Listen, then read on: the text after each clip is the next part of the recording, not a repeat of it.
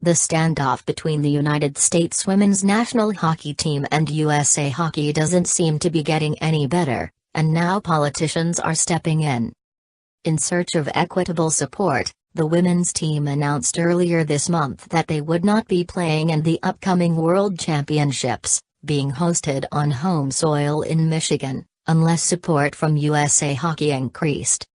USA Hockey responded with a statement, one that was called inaccurate and dishonest, at best by U.S. star Hilary Knight, and said they would ice a team of replacements if the current players continued to boycott.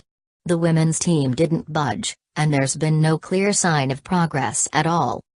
On Monday, Massachusetts Senator Elizabeth Warren and more than a dozen other senators, all Democrats, sent a letter to the executive director of USA Hockey declaring support for the women's boycott and asking the program to offer more support and end the dispute in a timely manner. As senators committed to gender equity in all realms of American life, we write to express our serious concern with allegations raised by members of the U.S. women's national hockey team regarding USA Hockey's inequitable allocation of resources to the women's hockey program and unjust treatment of national team members. As you know, the women's team has chosen to boycott the upcoming International Ice Hockey Federation (IIHF) World Championship Games, citing faltering negotiations with USA Hockey regarding equitable pay and resources. Among other issues, the women note that USA Hockey expects female players to train full-time and compete throughout the year, yet pays them only $6,000 every 4 years, an amount that would put them far below the poverty line. The women's team is in the process of negotiating a 4-year contract with USA Hockey that includes appropriate compensation. As the national governing body for ice hockey in the United States, USA Hockey is required by the Ted Stevens Olympic and Amateur Sports Act to develop interest and participation throughout the United States in ice hockey and be responsible to the persons and amateur sports organizations it represents.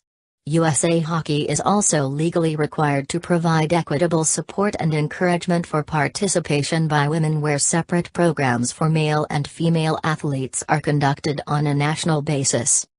We are disturbed by reports from the U.S. women's national hockey team suggesting that USA Hockey is not providing equitable support to female athletes.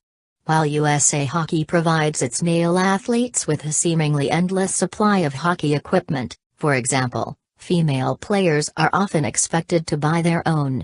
This inequitable support for equipment, staff, meals, travel expenses, transportation, and publicity is apparent at younger levels of the sport as well. While USA Hockey spends $3.5 million to support male youth athletes in its national team development program, there is no parallel development program for women. The U.S. women's national hockey team has medaled in every Olympics since 1998, when women's hockey was first added as an Olympic sport. The team has won gold medals at the IF World Championships for the past 3 years in a row. As Megan Duggan, team captain, announced last week, the women's team has represented our country with dignity and deserves to be treated with fairness and respect. We urge you to resolve this dispute quickly to ensure that the USA women's national hockey team receives equitable resources.